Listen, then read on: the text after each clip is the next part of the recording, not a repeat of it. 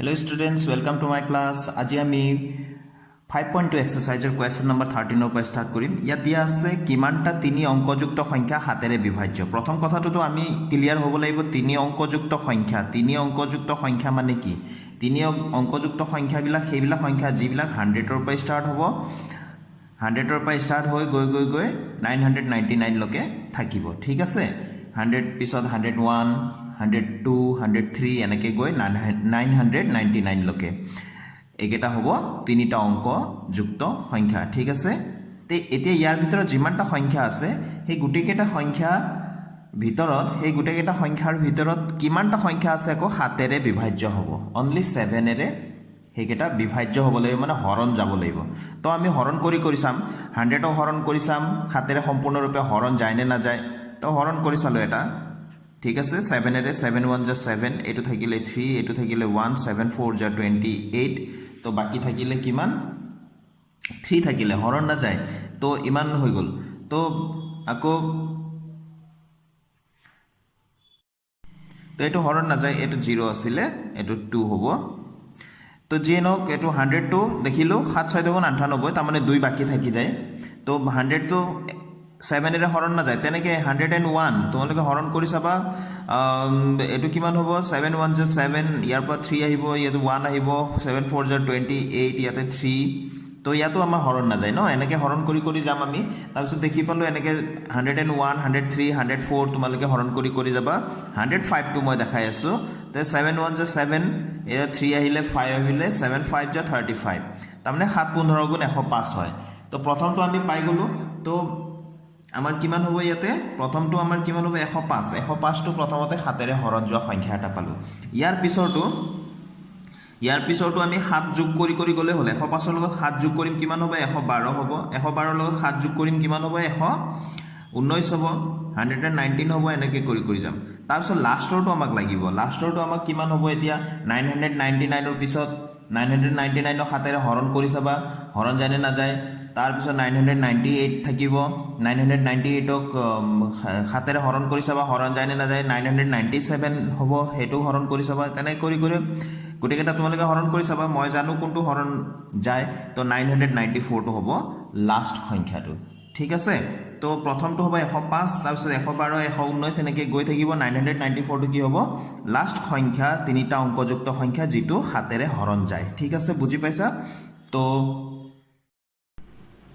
তো মই ইয়াতে লিখি দিলোঁ 7এৰে বিভাজ্য হোৱা তিনি অংকযুক্ত সংখ্যাবোৰ। প্ৰথমটো 105, এনেকৈ কৰি এইটোৱে ন। তো ইয়াত প্ৰথম পদটো কি আছে? এ আছে 105, আৰু আমি কমন ডিফাৰেন্সটো লাগে ডি, মানে সাধাৰণ অন্তৰ। পিছৰটোৰ পৰা আগৰটো মাইনাছ কৰিম। 112 - 105 কিমান হ'ব? এইটো 7 হ'ব। চবতে 7এ হ'ব। 112ৰ পৰা 112ৰ পৰা 105 মাইনাছ কৰা, তুমি কিমান পাবা? 7 পাবা। 119ৰ পৰা 112 মাইনাছ কৰা, তুমি 7এ পাবা। তেনেকৈ চববিলাক 7এ ওলাব। তাৰমানে কমন ডিফাৰেন্স, সাধাৰণ অন্তৰটো কিমান হ'ব? ইয়াতে 7 হ'ব। তো আমাৰ একদম লাষ্ট পদটো কি আছে? অন্তিম পদটো, লাষ্ট টাৰ্মটো আছে an, যাক আমি an বুলি কওঁ। এইটো আছে 994। আমি কি উলিয়াব লাগে? কিমানটা এনেকুৱা সংখ্যা আছে যিটো তিনিটা অংকযুক্ত সংখ্যা আছে যিটো 7এৰে হৰণ যায়। ঠিক আছে? 100ৰ পৰা, তাৰমানে প্ৰশ্নটো যদি আমি ডাইৰেক্টলি ক'ব যাওঁ, 100ৰ পৰা 999ৰ ভিতৰত কিমানটা সংখ্যা আছে যিকেইটা সংখ্যা হাতেৰে হৰণ যায়। তো কিমানটা সংখ্যা, কিমানটা পদ বুলি ক'লে সদায় আমি কি উলিয়াব লাগে? nটো উলিয়াব লাগে। ঠিক আছে? তো আমাৰ লগত ফৰ্মুলা এটা আছে, an = a + n - 1 × d। এইটো ফৰ্মুলা আছে নহয় জানো? এই ফৰ্মুলাটোৱে আমি ব্যৱহাৰ কৰিব লাগিব। আমি লিখিম যিহেতু ইয়াত ভিতৰত anৰ যদি মান দিয়া থাকে, তাক আমি এই সমান চিনৰ বাওঁফালে নিলিখি সোঁফালে লিখিলে আমাৰ সুবিধা হ'ব। আমি তেনেকৈ লিখিম। আমি লিখিম যিহেতু, মানে আমি জানো a + n - 1 × d = an। এতিয়া আমি মানকেইটা কাটি দিম, যাৰ মান আছে। এৰ মান আছিলে 105 + n - 1 × d মানে আছিলে 7, an মানে আছিলে 994। তো এতিয়া আমি 105টো আগতে সাইড চেঞ্জ কৰিম। n - 1 × 7 = 994 - 105। তো তো এতিয়া আকৌ n minus 1 7 টো যেটো পূৰণ হৈ আছে সবৰ লগতে ইয়াক আমি সাইড চেঞ্জ কৰিম এটো তলত যাব তো ইয়াৰ পৰা আমি মাইনাস কৰিম এতিয়া 14 ৰ পৰা 5 গল 9 ইয়াত থাকিলে 8 ৰ পৰা 0 গলে 8 ইয়াত থাকিব কিমান 9 ৰ পৰা 1 গলে 8 তো 7 দি আমি ডিভাইড কৰিব পাৰো নেকি আমি চাও তো 7 1 জ 7 হয়নে ইয়াত 1 থাকিলে 18 হল ইফালে তো 7 2 জ 14 18 আছিল 14 হে পালো গতিকে 4 থাকিলে 9 49 হল 7 7 জ 49 তোমালোকে হৰণ কৰি চাবা জুনে টান পোৱা এনেকে মুখে মুখে কৰিবলৈ 8 8 9 এনেকে হৰণ কৰি চাবা 7 1 জ 7 ইয়াৰ পৰা 1 আহিলে 8 আহিলে 7 2 জ 14 ঠিক আছে ইয়াত 4 আহিলে ইয়াতে 9 আহিলে 7 7 জ 49 এটো কিমান হৈ গল তেনে হলে 127 তো n equal to কিমান হ'ব তেনে হলে ইফালে থাকিলে 127 এই -1 টো সাইড চেঞ্জ কৰি ইফালে লিখিম তাৰ মানে +1 হ'ল তো therefore n equal to 128 তো এনেকুৱা সংখ্যা যিকেটা হাতেৰে বিভাজ্য হয় 100 100 আৰু 999 ৰ মাজত যিবিলাক সংখ্যা 7 এৰে হৰণ যায় কিমানটা থাকিব তেনে হলে 128 টা 128 টা এনেকুৱা সংখ্যা আছে যিকেটা তিনিটা অংকযুক্ত সংখ্যা 7 এৰে হৰণ যোৱা ঠিক আছে তো এটো হৈ গল আমাৰ আনসাৰটো তো আনসাৰ লিখিম 128 টা ঠিক আছে এতিয়া আমি স্টুডেন্টস কোয়েশ্চন নাম্বাৰ 14 টো লৈছো ইয়াত দিয়া আছে 10 আৰু 250 ৰ মাজত 4 ৰ গুণিতক কিমানটা আছে এই প্ৰশ্নটো কোয়েশ্চন নাম্বাৰ 13 ৰ নিচিনা একে ইয়াত আমি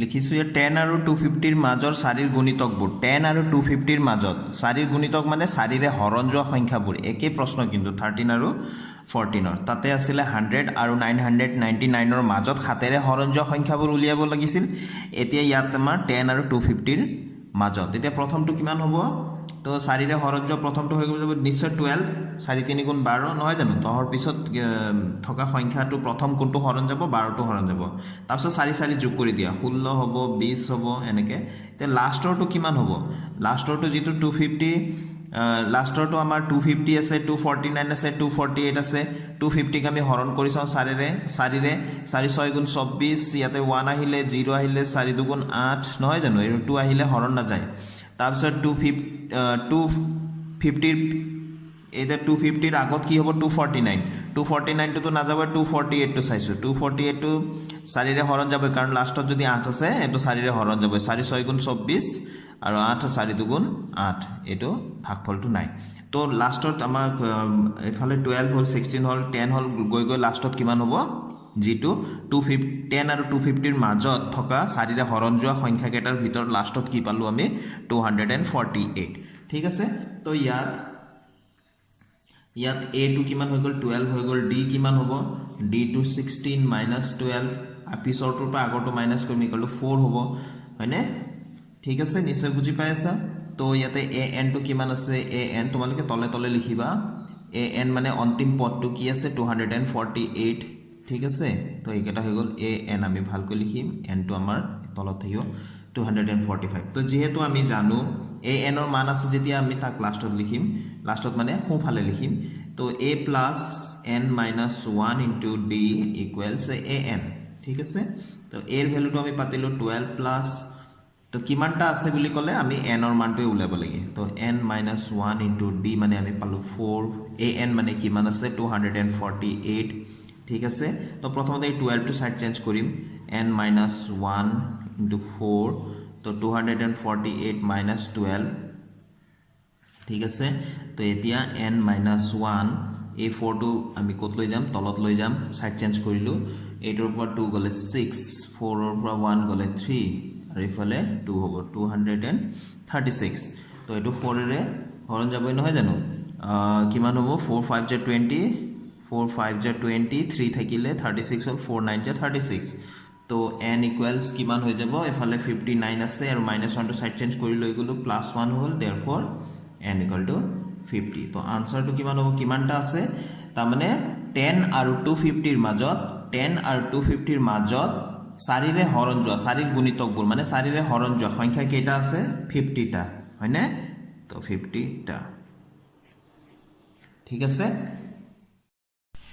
এতিয়া আমি কোয়েশ্চন নম্বৰ 15 লৈছো ইয়াত দিয়া আছে n ৰ কি মানৰ বাবে এটো এটা সমান্তৰ প্ৰগতি দিয়া আছে আৰু এইটো এটা সমান্তৰ প্ৰগতি দিয়া আছে এই সমান্তৰ প্ৰগতি দুটাৰ nতম পদ দুটা সমান হ'ব এইটো আমি কৰিম ঠিক আছে তো ষ্টুডেন্টস মই ইয়াতে এনেকৈ লিখি লৈছো 63 65 67 এনেকৈ ডটৰ এই এপি টুৰ প্ৰথম পদ এ কিমান হ'ব ইয়াতে 63 আছে হয়নে সাধাৰণ অন্তৰ ডি টু কিমান হ'ব পিছৰটোৰ পৰা আগৰটো মাইনাস কৰিব লাগিব কিমান হ'ব 65 - 63 এটো 2 হ'ব হয়নে আকৌ 3 10 17 এপি টুৰ প্ৰথম পদ আমি এবাৰ অকমান বেলেগকৈ ল'ব লাগিব এটো এ লৈছো যেতি এটো এ ডেশ লৈছো অকমান বিভিন্নতা দেখুৱাবলৈ তো এ ডেশটো কিমান হ'ব ইয়াতে প্ৰথম পদটো 3 সাধাৰণ অন্তৰটো ইয়াত ডি ডেশ বুলি কৈছো তো ডি ডেশটো কিমান হ'ব পিছৰটোৰ পৰা আগৰটো মাইনাস কৰিম এটো কিমান হ'ব 7 দুইটাৰে nতম পদ দুটা সমান হ'ব লাগিব বুলি কৈছিলে n ৰ মানটোৰ কি হ'ব হেতু উলিয়াব লাগে হয়নে তো প্ৰশ্ন মতে nতম পদ দুটা সমান হ'ব লাগে তাৰ মানে ইয়াৰ nতম পদটো প্ৰথম যেটো এপি আছে এপি টোৰ nতম পদটো আমি an বুলি ললো তো পিছৰ এপি টোৰ nতম পদটো আমি a ডেশ n বুলি ললো ঠিক আছে তো প্ৰশ্ন মতে এইটো দিছে তো আমি লিখি লম এতিয়া an মানে a plus n minus 1 into d তো a dash n মানে কিমান হ'ব a dash n মানে আমি যত ডেশ আছে ডেশ দিম a dash plus n minus 1 into d dash n ত আমি ডেশ দিয়া নাই কিয় দিয়া নাই দুইটাৰে n দুটা সমান বুলি কৈছে n ৰ মানটো উলিয়াব লাগে তাৰ মানে দুইটাতে n টো আমি একে ৰাখিব লাগিব ঠিক আছে তো এতিয়া ইয়াত আমি প্ৰথমতে আমি পাতি দিম a ৰ মানটো কিমান আছিল 63 আছিল প্লাস n - 1 into d ৰ মান কিমান আছিল 2 আছিল পাতি দিলো a dash ৰ মান কিমান আছিল 3 আছিল plus n - 1 into d dash মানে কিমান আছিল 7 আছিল ঠিক আছে এটো 7 পাতি দিলো ঠিক আছে এতিয়া আমি n - 1 এটো 2 টো আগফালে লিখিব পাৰো টুৱাইস n - 1 আৰু ইফালে 7 into n - 1 ইয়াক আমি কি কৰিব পাৰো এইটো সাইডত লৈ আনিলো মাইনাস এটো 7 টো আগফালে লিখিব পাৰো যেনেকৈ 2 টো ইয়াত আগফালে লিখিছো তো 7 into n - 1 এফালে লৈ আনিলো এফালে 3 আছে এই 63 টো সাইড চেঞ্জ কৰি লৈ যাম -63 ঠিক আছে এটো 7 into এটো মানে আমি এনেকুৱা কথা ভাবিব পাৰা 5 into 7 যিমান হ'ব 7 into 5 কিমান হ'ব নহয় জানো আগফালে লিখো পুৰণত আগফালে লিখো পিছফালে লিখো কোনো কথা নাই 5 7 গুণ 35 হ'ব 7 5 গুণ 35 হ'ব কথাটো হেতু সেইকাৰণে 7 টো পিছফালে পূৰণ হওক বা আগফালে লিখো কোনো কথা নাই তো এটো জেন হওক এটা 2 into n - 1 minus 7 into n - 1 এই দুটাৰ পৰা ভালকৈ লক্ষ্য কৰা এই কথাটো হৈ গলে গুটেইখিনিক যদি x বুলি কল্পনা কৰা ইয়াকো x বুলি কল্পনা কৰিব লাগিব কাৰণ n - 1 ইয়াতো n - 1 তো যদি আমাক যদি এনেকুৱা যদি থাকে আমাৰ কেতিয়াবা এনেকুৱা হয় 2x - 7x কি হ'ব তেতিয়া দুটা x ৰ পৰা 7টা x মাইনাস কৰিব লাগে তাৰ মানে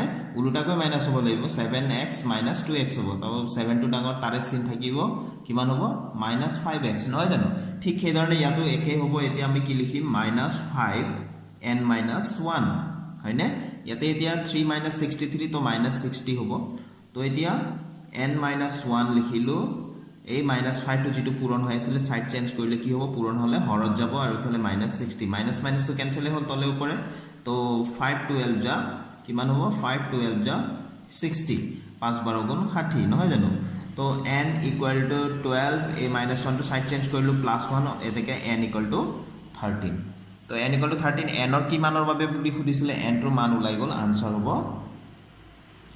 n = 13 ঠিক আছে তো স্টুডেন্টস আজিৰ ভিডিওটো মই ইয়াতে সামৰিছো আশা কৰো মোৰ ভিডিও তোমালোকৰ পঢ়াশুনাত সহায় কৰি আছে যদি ভাল লাগে মোৰ ভিডিও তেনেহলে তোমালোকে নিশ্চয় এটা লাইক এটা কৰি যাবা আৰু যদি মোৰ চেনেল সাবস্ক্ৰাইব কৰা নাই চেনেলটো সাবস্ক্ৰাইব কৰি লবা বুলি আশা ৰাখিলো থ্যাংক ইউ স্টুডেন্টস